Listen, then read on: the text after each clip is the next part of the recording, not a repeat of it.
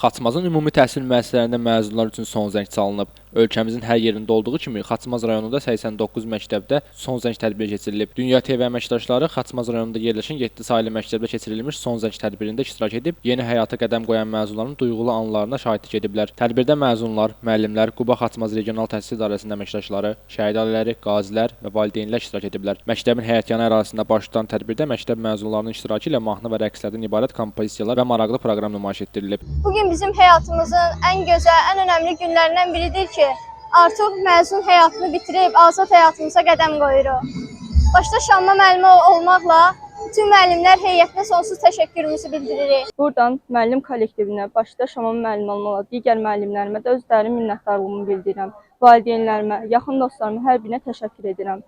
Mən bu il buraxılış imtahanlarından ümumilikdə 279 bal, blok imtahanından da 350-dən yuxarı bal yığaraq Azərbaycan Tibb Universitetinə hazırlaşıram. Ümid edirəm ki, bu xəyalımı bu il gerçəkləşdirəcəyəm. Bildirilib ki, bu il 2025-2026-cı təhsil ilində 7 saylı məktəbdə 50 şagird 11-ci sinifi, 67 şagird 9-cu sinifi və 50 şagird isə 1-ci sinifi bitiriblər. Qeyd edək ki, 2025-2026-cı tədris ilində Quba Xaçmaz Regional Təhsil İdarəsinin tabeliyində fəaliyyət göstərən ümumi təhsil müəssisələri üzrə ümumilikdə 5935 nəfər şagird məzun olub. Dünya televiziyası olaraq məzunları təbrik edir, onlara hansı peşənin sahibi olmalarından asılı olmayaraq vətənimiz və millətimiz üçün layiqli övlad olmalarını arzu edirik. Xanlar Qaraca, Yusif Əliyev, Dünya TV bugün informasiya proqramı üçün.